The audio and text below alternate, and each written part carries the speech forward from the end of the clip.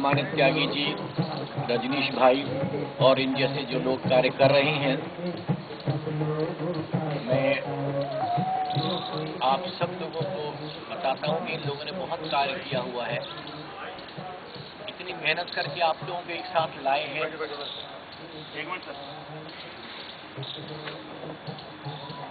इतनी मेहनत से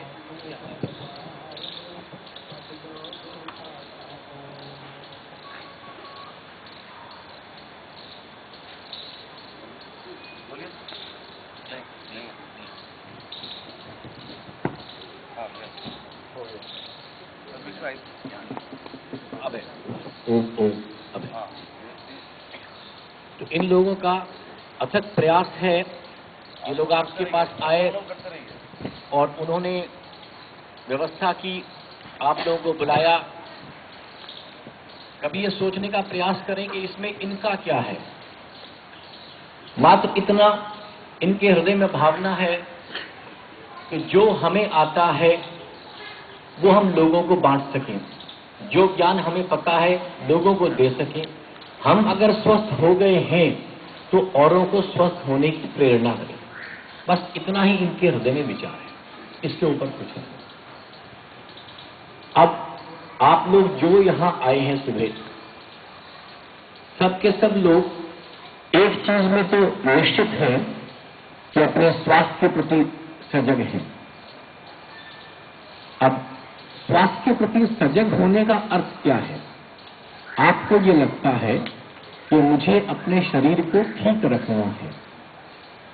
अगला प्रश्न, ठीक क्यों रखें? क्योंकि अगर हम बीमार हो जाते हैं तो दवाई ले लेंगे, डॉक्टर के पास चले जाएंगे, इलाज करवा लेंगे। आपके पास तो कई विकल्प हैं। फिर भी आप ये समझते हैं कि बीमार होने से बेहतर है अपना बीमार न हो या बीमार होकर दवाई ले, उसमें बेहतर यह है कि बीमार न हो। मैं अपनी गाड़ी चलाता हूं और मैं एक्सीडेंट मारने के बाद बहुत अच्छे गैराज से गाड़ी रिपेयर कराता हूं तो मुझे लोग मूर्ख कहेंगे, क्योंकि कहेंगे अगर तुम एक्सीडेंट के बिना चल सकते थे तो तुम क्यों नहीं चले। तो पहली चीज है कि हम बीमार नहीं होना चाहते, पर फिर हम बीमार होते क्यों हैं? अगर हर व्यक्ति ये चाहता है मैं बीमार न हूं, फिर भी बीमार होता है।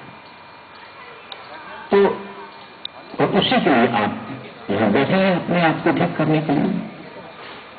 तो बीमार हम होते नहीं हैं, ये कोई प्रकृति का अभिशाप नहीं है हमारे देश में। हमें जानबूझकर बीमार किया जाता है। शायद आप सोचें कि ऐसा क्यों, परंतु यही सत्य है।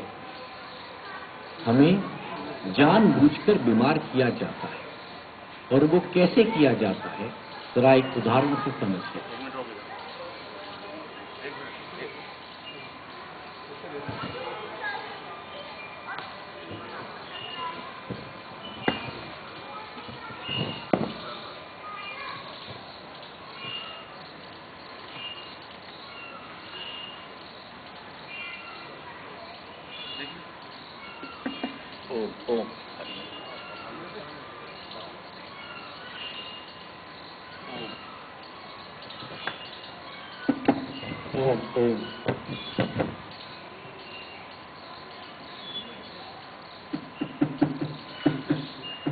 ओम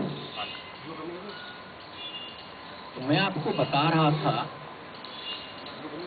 कि हमें बीमार कैसे किया जाता है।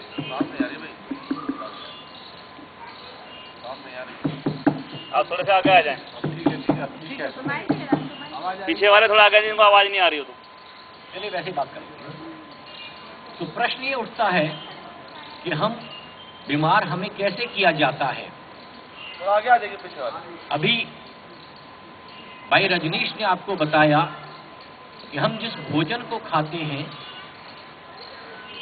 उसकी वजह से हम बीमार हैं। दरअसल भोजन हमारे लिए औषध का रूप है। यहाँ जो बहनें बैठी हैं, माताएं बैठी हैं, इनके किचन में जितने मसाले हैं, दरअसल मैं उनको महाऔषध कहता हूँ। हमारे हर खाने में वो मसाले जो हैं स्वास्थ्य का काम अधिक करती हैं, स्वाद का काम कम करते हैं। परंतु इसके बावजूद हम बीमार क्यों पड़ते हैं? क्योंकि वो खाना जो हम खा रहे हैं वो विषपूर्ण है।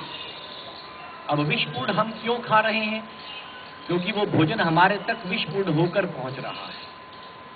अरे ऐसी क्या आवश्यकता है कि भोजन विषपूर्ण पहुंच रहा है? तो भाई ने आपको बताया कि जो यूरिया, डीएपी इत्यादि खादें डल करके हमारा भोजन विषाक्त हो चुका है, जो हमारी बीमारी की बहुत बड़ी कारण है। इसकी वजह से हम बीमार हो रहे हैं। हम अपने आप को कैसे ठीक रखें, कारण क्या बीमारी के, और इसका निवारण क्या? मैं 3 स्थितियों में आपसे अपनी चर्चा को करूंगा। तो हमें विषाक्त भोजन दिया क्यों? कारण किसान को यह समझाया गया, आपको पता है पुराने समय में जो किसान खेती करता था वो गोबर की खाद का प्रयोग करता था, गौमूत्र से कीटनाशक बनाता था और उसकी खेती सुचारू रूप से चलती थी। कुछ लोग उस तक पहुंचे और उसको बताया, यार तुम्हारी खेती बढ़ाने के लिए मैं तुम्हें एक पाउडर देता हूं। उस किसान के मन में आया, इस पाउडर का इस्तेमाल करके मैं देखता हूं। उसने खेत में डाला, फसल बढ़ गई। फसल बढ़ गई, स्वाद कम हो गया, पौष्टिक गुण कम हो गए। लेकिन किसान को पहले वर्ष ये पता नहीं लगा, उसको उसी समय फसल बड़ी हुई नजर आई।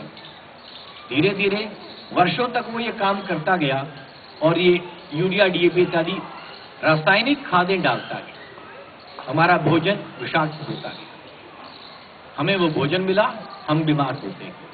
अब प्रश्न ये है कि यूरिया, डीएपी देने वाले को क्या तकलीफ थी? दरअसल वो यूरिया, डीएपी देने वाली कंपनियां थी, जो फर्टिलाइजर लिमिटेड के नाम से कंपनियां होती हैं, वो कंपनियां थी। आईसीआई लिमिटेड वगैरह ऐसी कई कंपनियां हैं।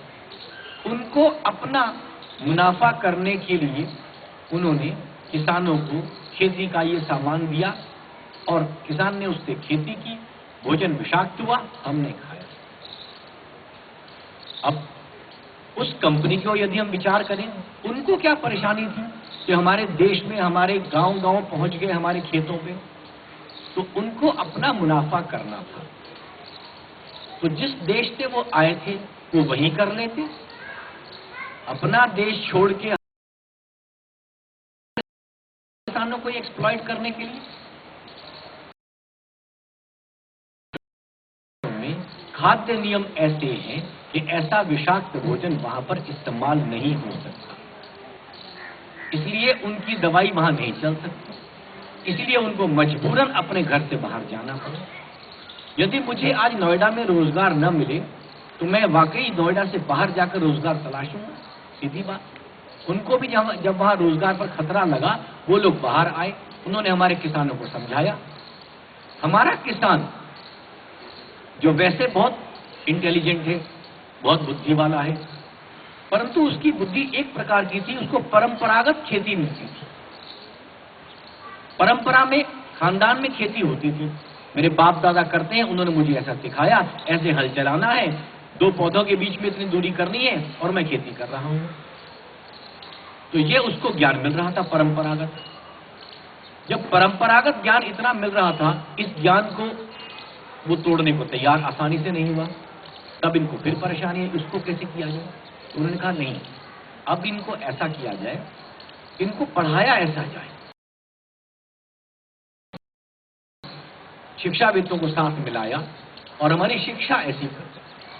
वरना जरा अपने दिल पर हाथ रख के सोचिए, हम कहते हैं 70% आबादी गांवों में बसती है, बहुत खूब। आंकड़े बताते हैं 45% लोगों का सीधा रोजगार खेती से है, बहुत अच्छा। पर हमारे देश में कृषि के विश्वविद्यालय कितने हैं? गिनती के 7। कारण क्योंकि कृषि विद्यालय में हम नहीं जाते, खेती करने वाला किसान आए, तो किसान अपने घर में खेती करता रहे। हमने कहने के लिए कृषि विद्यालय खोल दिया, लेकिन कोई किसान का बेटा वहां नहीं आता।